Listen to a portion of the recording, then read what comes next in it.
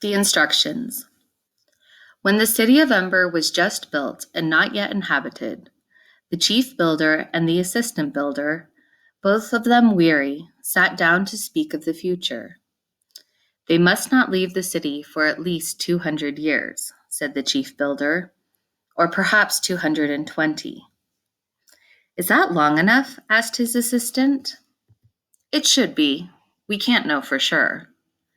And when the time comes, said the assistant, how will they know what to do? We'll provide them with instructions, of course, the chief builder replied. But who will keep the instructions? Who can we trust to keep them safe and secret all that time? The mayor of the city will keep the instructions, said the chief builder. We'll put them in a box with a timed lock set to open on the proper date. And will we tell the mayor what's in the box? The assistant asked. No, just that it's information they won't need and must not see until the box opens of its own accord.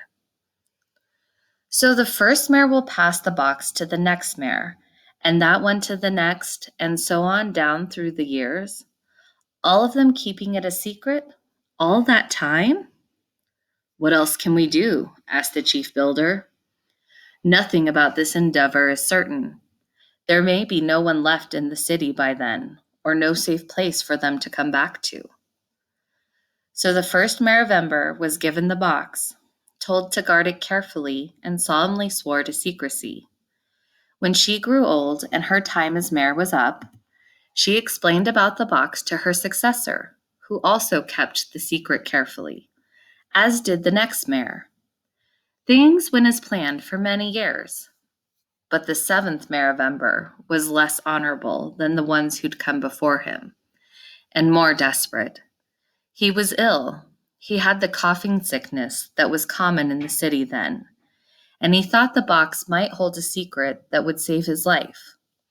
He took it from its hiding place in the basement of the gathering hall and brought it home with him, where he attacked it with a hammer. But his strength was failing by then. All he managed to do was dent the lid a little, and before he could return the box to its official hiding place or tell his successor about it, he died. The box ended up at the back of a closet, shoved behind some old bags and bundles. There it sat, unnoticed, year after year, until its time arrived, and the lock quietly clicked open. Chapter 1, Assignment Day. In the city of Ember, the sky was always dark. The only light came from great flood lamps mounted on the buildings and at the tops of poles in the middle of the larger squares. When the lights were on, they cast a yellowish glow over the streets. People walking by threw long shadows that shortened and then stretched out again. When the lights were off, as they were between 9 at night and 6 in the morning, the city was so dark that people might as well have been wearing blindfolds. Sometimes darkness fell in the middle of the day. The city of Ember was old, and everything in it, including the power lines, was in need of repair. So now and then, the lights would flicker and go out. These were terrible moments for the people of Ember. As they came to a halt in the middle of streets or stood stock still in their houses, afraid to move in the utter blackness, they were reminded of something they preferred not to think about. That someday, the lights of the city might go out and never come back on. But most of the time, life proceeded as it always had. Grown people did their work, and younger people, until they reached the age of 12, went to school. On the last day of their final year, which was called Assignment Day, they were given jobs to do. The graduating students occupied room 8 of the Ember School. On Assignment Day of the year 241, this classroom, usually noisy first thing in the morning, was completely silent. All 24 students sat upright and still at the desks they had grown too big for. They were waiting. The desks were arranged in 4 rows of 6, one behind the other. In the last row sat a slender girl named Lena Mayfleet. She was winding a strand of her long dark hair around her finger, winding and unwinding it again and again. Sometimes she plucked at a thread on her ragged cape or bent over to pull on her socks, which were loose and tended to slide down around her ankles. One of her feet tapped the floor softly. In the second row was a boy named Dune Harrow. He sat with his shoulders hunched, his eyes squeezed shut in concentration, and his hands clasped tightly together. His hair looked rumpled, as if he hadn't combed it for a while. He had dark, thick eyebrows, which made him look serious at the best of times, and, when he was anxious or angry, came together to form a straight line across his forehead. His brown corduroy jacket was so old that its ridges had flattened out. Both the girl and the boy were making urgent wishes. Dune's wish was very specific. He repeated it over and over again, his lips moving slightly, as if he could make it come true by saying it 1,000 times. Lena was making her wish in pictures rather than in words. In her mind's eye, she saw herself running through the streets of the city in a red jacket. She made this picture as bright and real as she could. Lena looked up and gazed around the schoolroom. She said a silent goodbye to everything that had been familiar for so long. Goodbye to the map of the city of Ember in its scarred wooden frame, and the cabinets whose shelves held the book of numbers, the book of letters, and the book of the city of Ember. Goodbye to the cabinet drawers labeled new paper and old paper. Goodbye to the 3 electric lights in the ceiling that seemed always, no matter where you sat, to cast the shadow of your head over the page you were writing on. And goodbye to their teacher, Miss Thorne, who had finished her last day of school speech, wishing them luck in their lives they were about to begin. Now, having run out of things to say, she was standing at her desk with her frayed shawl clasped around her shoulders. And still the mayor, the guest of honor, had not arrived. Someone's foot scraped back and forth on the floor. Miss Thorne sighed. Then the door rattled open, and the mayor walked in. He looked annoyed, as though they were the ones who were late. "Welcome, Mayor Cole," said Miss Thorne. She held out her hand to him. The mayor made his mouth into a smile. "Miss Thorne," he said, enfolding her hand. "Greetings. Another year."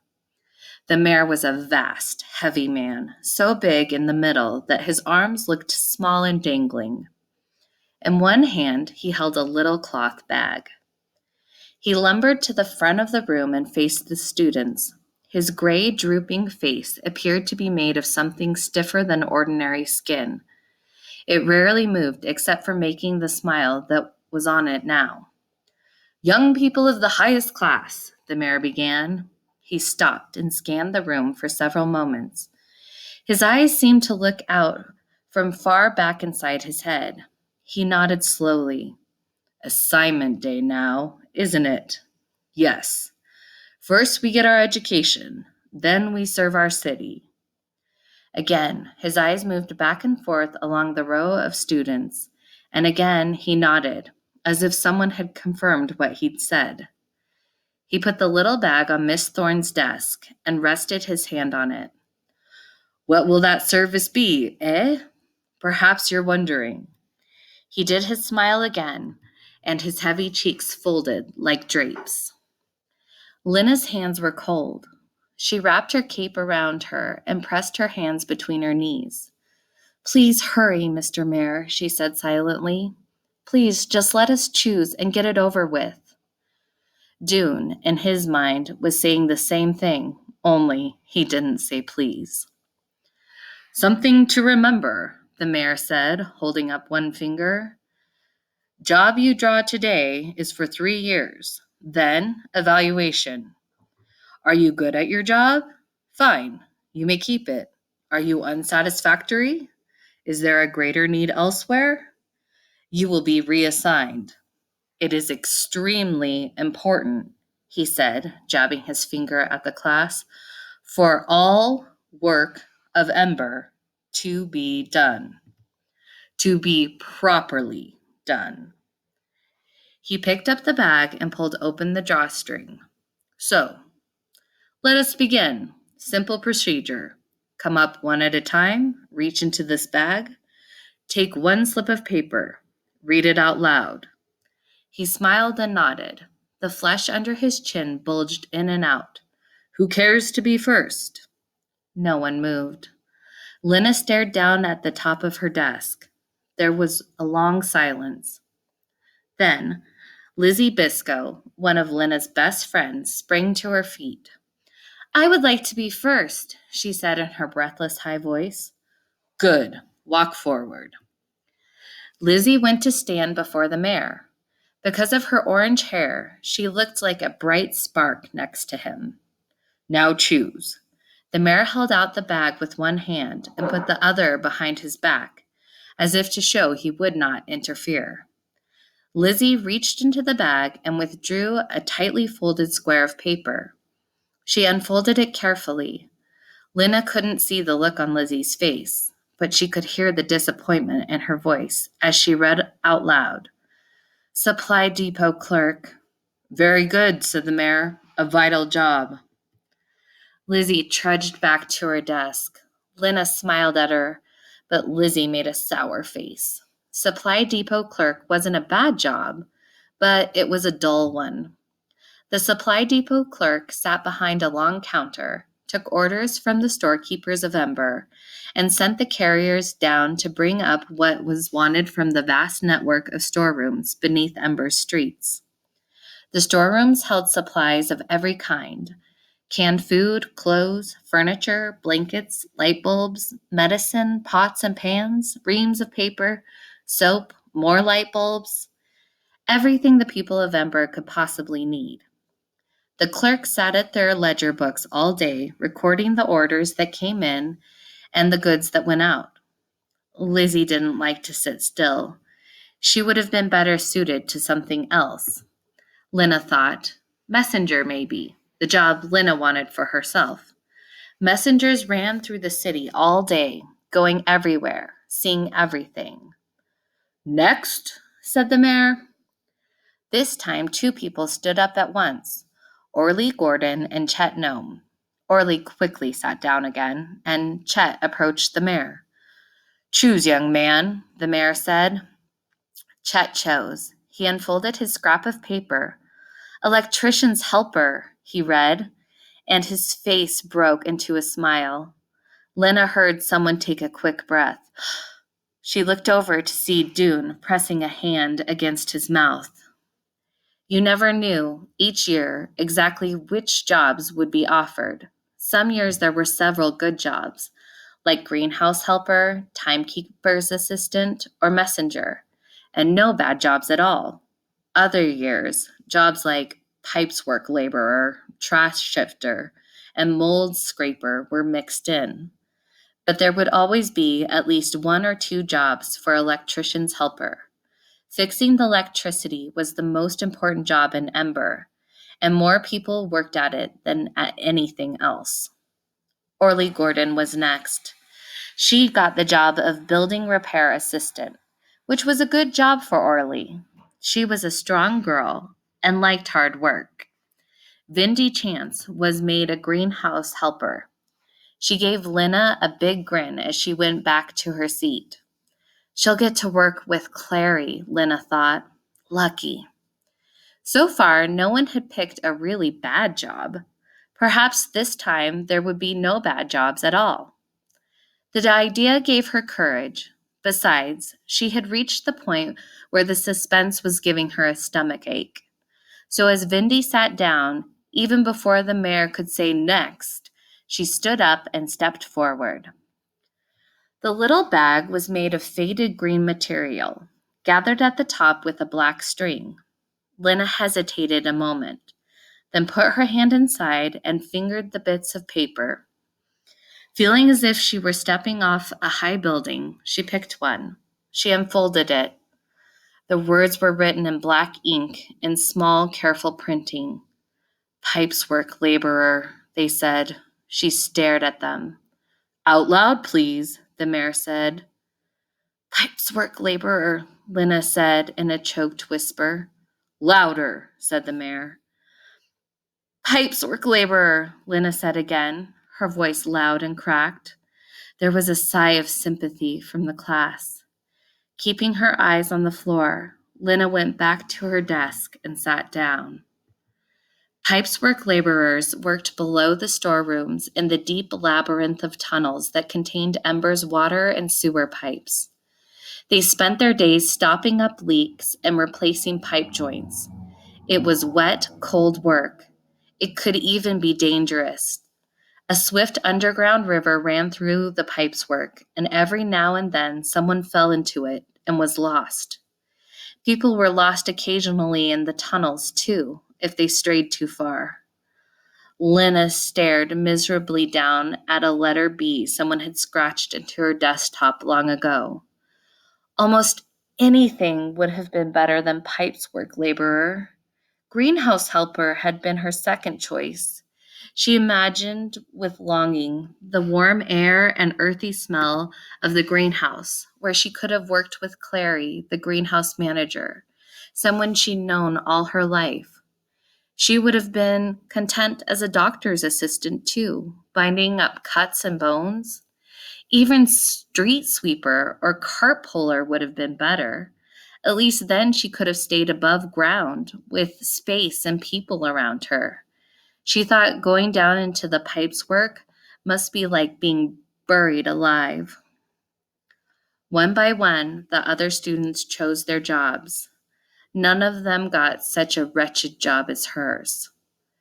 Finally, the last person rose from his chair and walked forward. It was Dune. His dark eyebrows were drawn together in a frown of concentration. His hands, Lena saw, were clenched into fists at his sides.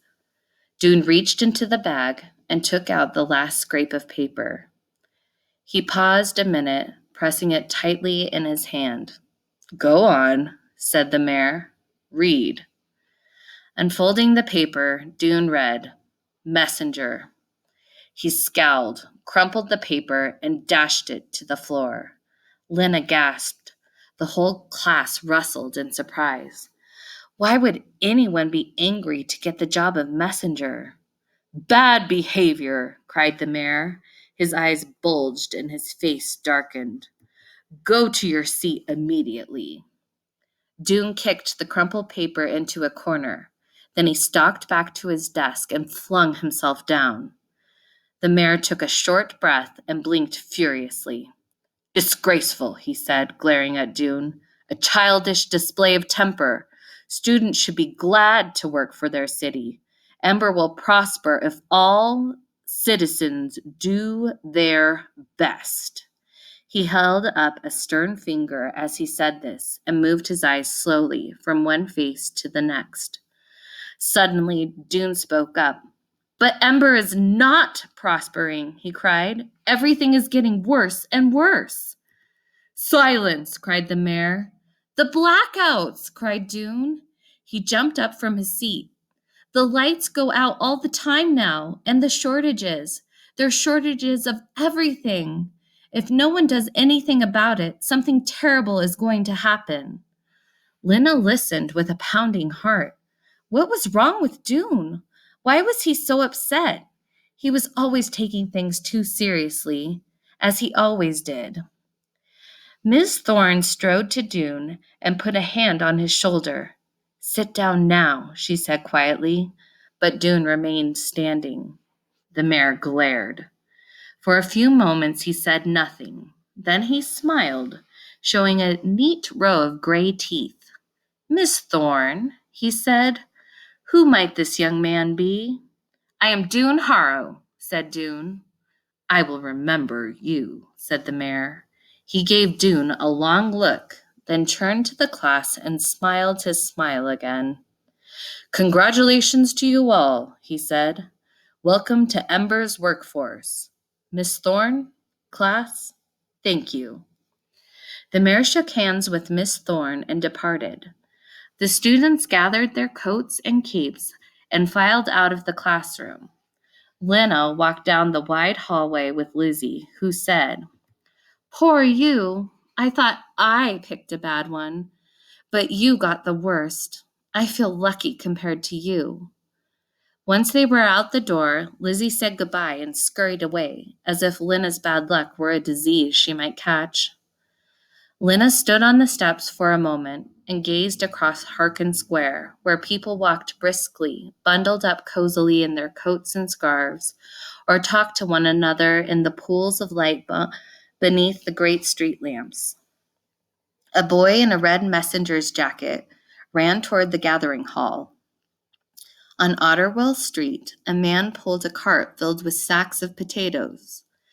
And in the buildings all around the square, rows of lighted windows shone bright yellow and deep gold. Lena sighed. This was where she wanted to be, up here where everything happened, not down underground. Someone tapped her on the shoulder. Startled, she turned and saw Dune behind her. His thin face looked pale. "Will you trade with me?" he asked. "Trade?" "Trade jobs. I don't want to waste my time being a messenger. I want to help save the city, not run around carrying gossip." Lena gaped at him. "You'd rather be in the pipes works?" Electrician's helper is what I wanted," Dune said. "But Chet won't trade, of course. Pipes work is second best." "But why?" "Because the generator is in the pipes work," said Dune. Lyndon knew about the generator, of course. In some mysterious way, it turned the running of the river into power for the city. You could feel its deep rumble when you stood in Plummer Square. "I need to see the generator," Dune said. I have ideas about it." He thrust his hand into his pocket. "So," he said, "will you trade?" "Yes!" cried Lena. "Messenger is the job I want most." And not a useless job at all, in her opinion. People couldn't be expected to trudge halfway across the city every time they wanted to communicate with someone. Messengers connected everyone to everyone else. Anyway, whether it was important or not, the job of messenger just happened to be perfect for Lena. She loved to run. She could run forever, and she loved exploring every nook and cranny of the city, which was what a messenger got to do. "All right, then," said Dune. He handed her his crumpled piece of paper, which he must have retrieved from the floor. Lena reached into her pocket, pulled out her slip of paper, and handed it to him. "Thank you," he said. "You're welcome," said Lena. Happiness sprang up in her, and happiness always made her want to run.